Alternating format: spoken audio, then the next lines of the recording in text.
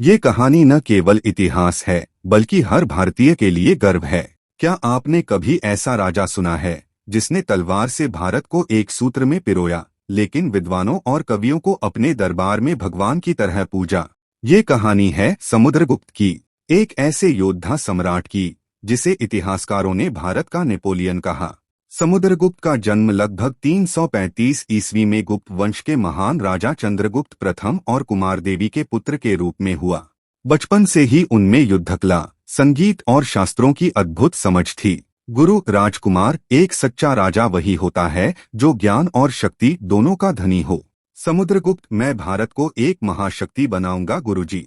जब उनके पिता चंद्रगुप्त प्रथम ने उन्हें उत्तराधिकारी घोषित किया, तब कुछ रिश्तेदारों ने विद्रोह कर दिया, लेकिन समुद्रगुप्त ने एक एक कर सभी विरोधियों को हराया और साम्राज्य की बागडोर संभाली। अब शुरू हुआ भारत के इतिहास का सबसे बड़ा विजय अभियान।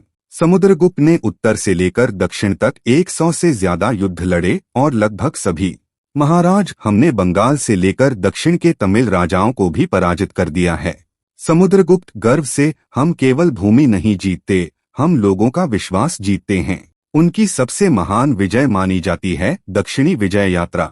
मद्र, पल्लव, चेर, पांड्य, अंध्र सभी ने या तो पराजय स्वीकारी या कर देने का वचन दिया, लेकिन समुद्रगुप्त सिर्फ एक योद्धा नहीं थे, वे महान कवि और संगीतज्ञ भी थे।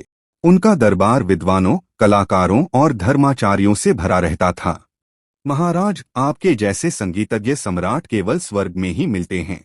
समुद्रगुप्त, संगीत आत्मा का युद्ध है, जैसे तलवार शरीर का।